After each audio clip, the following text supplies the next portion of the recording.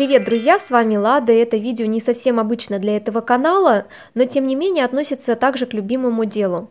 Сегодня речь пойдет о моем самом любимом и идеальном ежедневнике, который я веду уже на протяжении 9 месяцев, а это, если что, очень большой для меня прогресс. Меня многие спрашивают, как я планирую свой день, как я стараюсь все успевать. На самом деле, конечно, все успеть это нереально, невозможно, но тем не менее большинство из поставленных задач я выполняю, стараюсь это делать, у меня это получается, и в этом видео я постараюсь максимально понятно и подробно рассказать о своей системе планирования, и, возможно, вам что-то пригодится, вы что-то возьмете себе на заметку, чему я буду очень-очень рада. Также я очень хочу услышать и ваше мнение о ежедневниках, ведете ли вы их, чем они вам помогают, или вы считаете их пустой тратой времени. Пишите ваше мнение в комментариях, мне будет очень интересно почитать. Свой ежедневник я сделала сама. Здесь у меня обычная тетрадь на кольцах, купленная в магазине Fix Price за 50 рублей. Я ему сделала вот такую красивенькую обложечку. Кстати, по этому принципу я делала скетчбук, и процесс создания вы можете посмотреть вот в этом видео. Единственное, я не учла несколько моментов. Во-первых, обложка тканевая, поэтому к ней очень много прилипает и пыли, и волос кота. А во-вторых, она очень маркая. Она белая, и на ней очень сильно будут видны какие-то пятна, поэтому стараюсь заполнять ежедневник вдали от еды, от каких-то пачкающих предметов и очень-очень аккуратно. До этого у меня была вот такая вот тетрадь, то есть этому моему новенькому ежедневнику уже месяца 4. А эту тетрадь я вела месяцев 6 или 5, я уже не помню, уже не считала. Здесь все хорошо, она также на кольцах. Мне, кстати, кольцевой механизм в этом плане очень нравится. Можно убрать какие-то листы, можно добавить. Здесь я уже делала сама вот эти кармашки. Единственное, что они очень-очень оказались неудобны, из них все вываливалось. Поэтому мне от этой тетради пришлось отказаться. Эти кармашки оклеила на клей-момент, поэтому их отдирать уже вообще не очень хорошо. Вот поэтому мне пришлось завести новую тетрадь. А в этой тетради я храню исписанные записи, на самом деле я их все храню, мало ли там какая-то ценная информация, хроника жизни, так сказать, и сюда вкладываю еще и чистые блоки. И теперь заглянем внутрь, что же там у меня находится. Открываем, и первое, что мы слева видим, это ручка. Обязательно, чтобы она у меня была под рукой, это самое главное. Я не хочу тратить время на ее поиски, мне это не очень удобно. Если у меня какая-то идея возникнет или что-то мне нужно записать, ручка всегда под рукой, взяла, записала, убрала, и все окей. Здесь у меня большой карман, куда я складываю листы для замены чистые. Также сюда идут заполненные листы по месяцам, по неделям. Здесь у меня трекер привычек, я чуть позже расскажу, покажу, что это такое. Маленький кармашек, здесь всякие бумажки для записей и также стикеры. Стикеров у меня немного, буквально 2 вида, в смысле 2 цвета. Я не очень люблю много стикеров использовать, это все меня отвлекает. Также не использую вообще никакие наклейки. Здесь у меня моя фотография, чтобы я не забывала, как выгляжу. Шучу, конечно. Здесь у меня такая картинка очень красивая. Я очень люблю пейзажи, рассветы, закаты, просто... Иногда смотрю на нее и прям радует глаз. Здесь у меня такой прозрачный разделитель, их на самом деле много, для того, чтобы листы не повреждались. Календарь, первое, что мы видим. Здесь у меня календарь еще не доделан, я его начала несколько дней назад, до этого у меня был календарь распечатанный, такой черно-белый вариант. Мне он показался очень скучный. И я решила себе вот такие пузырьки сделать. На обратной стороне у меня кармашки, тут для всяких мелочей, какие-то бантики, ну мало ли, может пригодиться чего-нибудь. Здесь у меня лист цели на 2018 год. Не заполнен еще, потому что я знала, что буду снимать это видео. Вот, цели у меня уже записаны, их осталось вот сюда выписать. Здесь у меня 5 основных больших целей на этот год, и, естественно, я уже чуть позже разбиваю их на какие-то мелкие задачи. Здесь у меня лист правила жизни. Это те правила жизни, которыми я стараюсь руководствоваться при каких-то ситуациях. Чему-то учусь, например, уметь говорить «нет». Вот. Это мне очень помогает на самом деле в каких-то жизненных обстоятельствах, которые возникают. Например, если что-то плохое случается или впадаю в уныние, вот это правило меня очень спасает, и это пройдет. Это говорит о том, что все проходит, и плохое, и хорошее, и оно сменяется постоянно. Об этом тоже не стоит забывать. Здесь тоже какой-то кармашек для записей. Далее у меня идет вот такой разделитель. Я, кстати, все разделители делала сама в этот ежедневник. Здесь у меня разделитель, это по месяцам, по неделям, по дням. И здесь какие-то общие заметки. Я эти разделители делала, рисовала акварелью вот эти перышки. Вот под цвет обложки ежедневника. Думаю, что удачно получилось. Ну и как раз таки здесь непосредственно само планирование у меня по месяцам, по неделям, по дням, как я сейчас покажу, как я его веду. Немного в январе я чуть-чуть по-другому вела, сейчас в феврале чуток изменилось, но принцип один и тот же остался.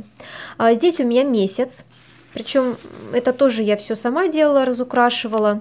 Месяц у меня вот в таком виде, маленькие квадратики, мне больших не надо, тут основные события каждого дня записаны, ну или не каждого, но так, чтобы вот я видела, да, раскладку.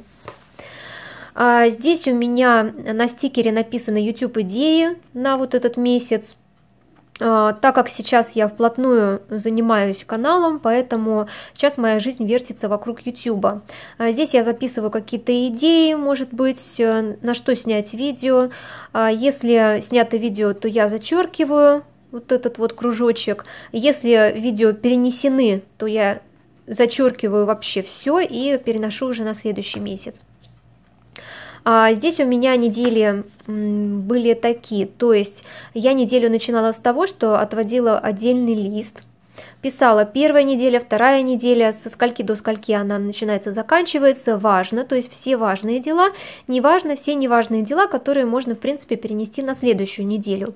Но в какой-то момент они все равно переходят в разряд важных дел, потому что откладывать постоянно что-то, ну, неограниченное количество раз все равно нельзя. Что-то да и становится важным.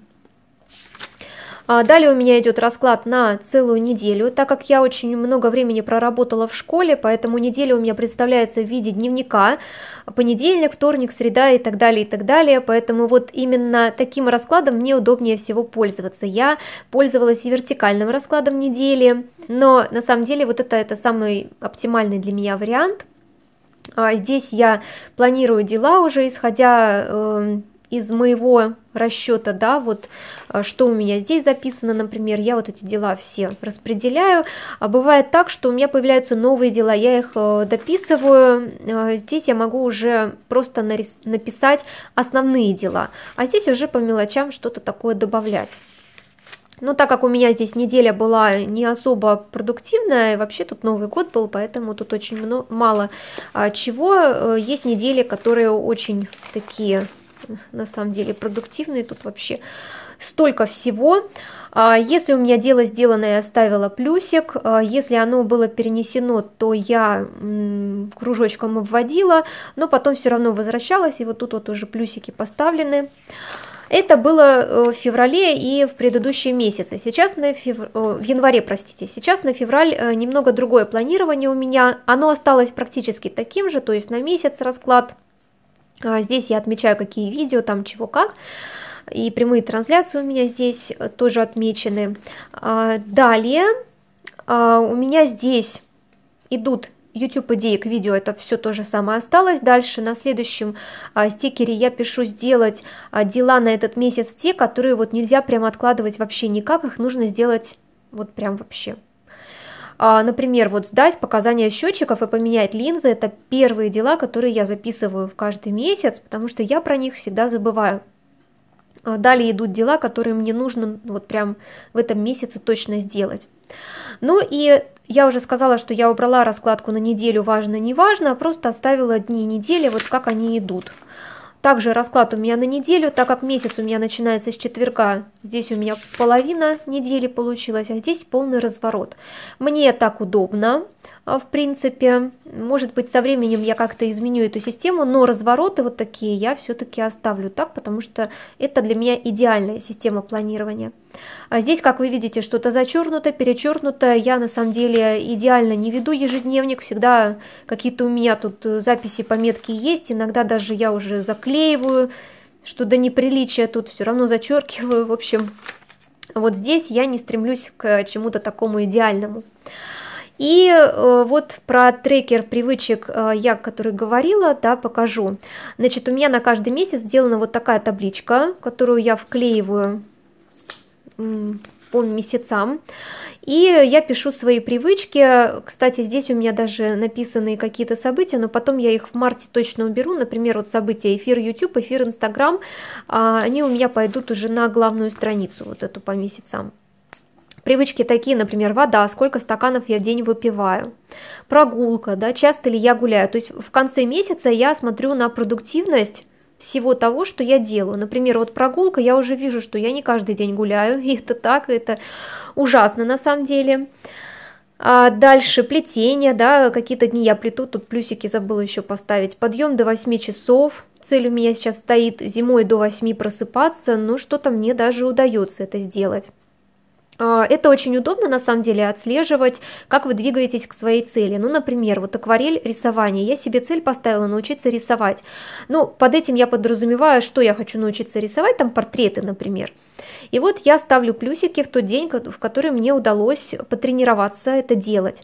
Я вижу, что в некоторые дни, аж 3 дня подряд, я вообще ничего не рисовала, к карандашу не притрогалась. Я понимаю, что для того, чтобы мне достигнуть этой цели, мне нужно еще больше трудиться, то есть стараться, чтобы вот этих пробелов было минимум в следующем месяце. Как-то так мне на самом деле это очень помогает. Я ввела этот трекер в феврале, в начале февраля, и я продолжу это делать, потому что это реально мотивирует на какие-то действия, особенно когда ты хочешь достигнуть цели, но ленишься там или откладываешь это дело, а здесь ты реально видишь, что какие-то маленькие шаги складываются в один большой и решаются задачи. В общем, супер. Вот это супер для меня. Очень хороший мотиватор. Здесь у меня также идут раскладки по неделям. Ну вот что-то такое переносится. Я на самом деле всегда так делаю. При раскладе на следующую неделю я всегда листаю предыдущие недели. И, например, вижу, что в какой-то неделе у меня что-то не выполнено. Я смотрю, это важное дело или не важное, то есть можно еще потерпеть или все-таки нужно это сделать. И если уже это терпеть прям не хочет, то я тогда эту задачу вписываю на эту неделю и в жесткие рамки ее ставлю. Так, ну тут у меня уже март пошел, также вот здесь раскладка по месяцу. Следующая категория — это у меня общие какие-то заметки. Здесь у меня полный хаос, вот, поэтому здесь у меня нету какой-то сортировки, какой-то системы, это полный хаос, какие-то заметки, рецепты, темы. Значит, на разделителе у меня здесь вот такой вот прозрачный файлик, тут стикеры, они всегда вываливаются, отваливаются, падают, поэтому я их в прозрачный файлик определила. Так, разделители еще такие. Здесь у меня все, к чему стремится моя душа, интересы какие-то, темы какие-то, планы видео, стихи, которые я сочиняю. Не все, правда, надо еще записать. Систему упражнений по улучшению зрения и так далее, рецепты, как покрасить ткань, в общем, что-то такое. Здесь я отделила... Там у меня информация, номера телефонов, адреса, информация по конкурсам, какие-то личные данные, какие-то пароли, явки, вот, а также идеи для видео. Тоже все сюда определила, чтобы никто не смог это прочитать. Здесь у меня какие-то тоже идеи, дальше пошли заметки, планы видео, это озвучка видео, я все пишу, это очень много материала, это еще не все, я что-то даже выбросила уже, потому что, ну, не нужно в принципе.